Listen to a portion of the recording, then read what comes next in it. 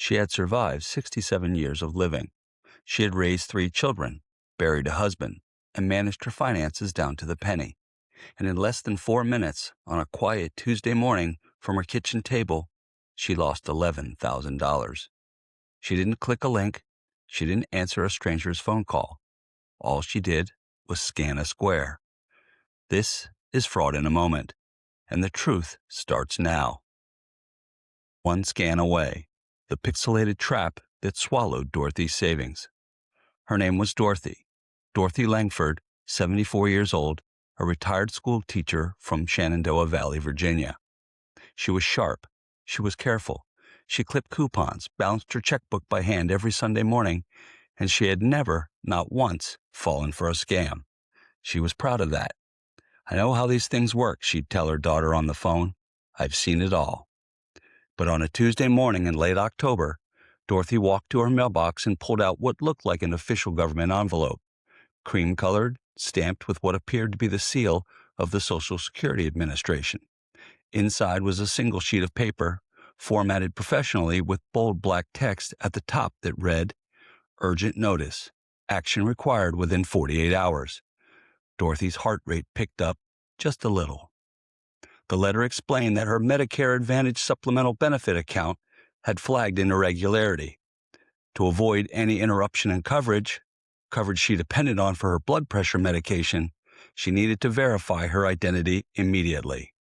There was a customer service phone number at the bottom of the page. And right in the center of the letter, crisp, clean, and official-looking, was a quick response, or QR code. The instructions read, "For fastest resolution, scan the code below with your smartphone to securely verify your account." She picked up her phone. She opened her camera. She held it over the square, that perfectly printed, perfectly placed, and perfectly evil square. And she scanned it. The page that loaded looked exactly like the Medicare official portal. The logo was right. The colors were right. There was even a little padlock symbol in the browser bar, which Dorothy had always been told meant the website was safe. What she didn't know, what most people don't know, is that a padlock only means the connection is encrypted. To Dorothy, the page looked right. Her full name, her date of birth, her Medicare ID number, and then, because the page asked her to confirm her identity, her bank account routing number and the last 4 digits of her Social Security number. She pressed submit. A confirmation message appeared. "Thank you, Dorothy. Your account has been successfully verified. No further action is needed." Relieved, she set down her phone and went to refill her coffee. But within 60 seconds of pressing that button, her information had been routed to a server linked to a criminal network, one operating, according to international fraud investigators, out of a hub in Dubai. 3 days later, Dorothy's daughter called to check in. "Mom, did you change banks? There are 2 transactions here I don't recognize." Dorothy looked at her account on her laptop. $11,214. Gone. She called the real Social Security Administration. The agent on the phone was kind and gentle, but delivered the words Dorothy would never forget. "Ma'am, we don't send QR codes. We never have." Perhaps what was the most heartbreaking? Dorothy never called that trusted number first. Not her bank, not her daughter, not the Social Security Administration directly, whose real number was printed on the back of her Medicare card. One phone call, all it would have taken.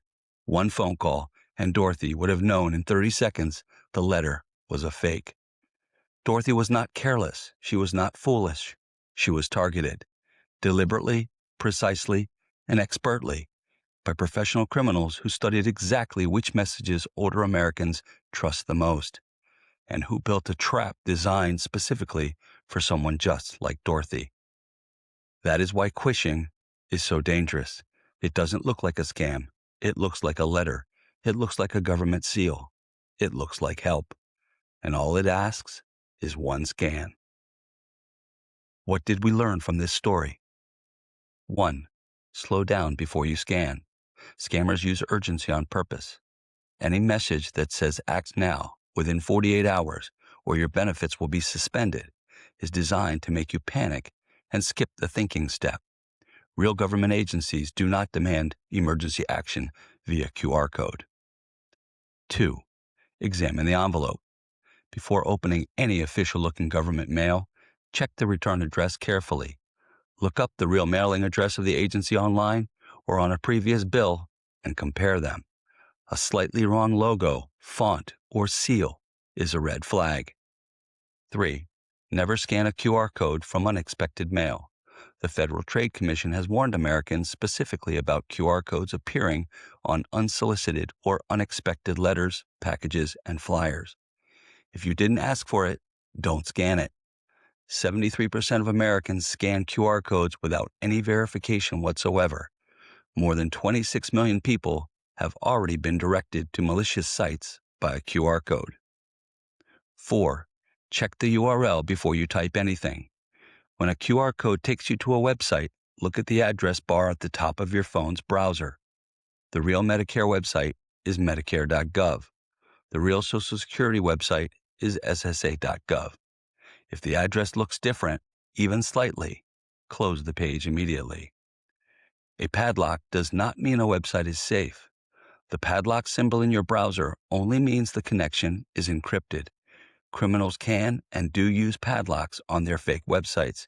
It is not proof that the site is real. 6. Call a trusted number first.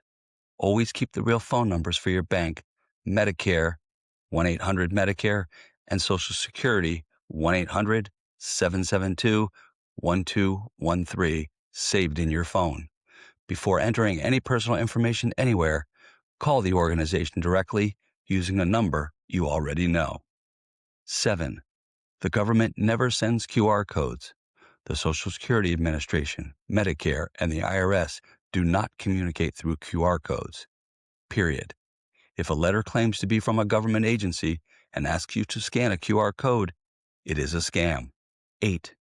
Your information is the real target. Scammers are not after a one-time payment.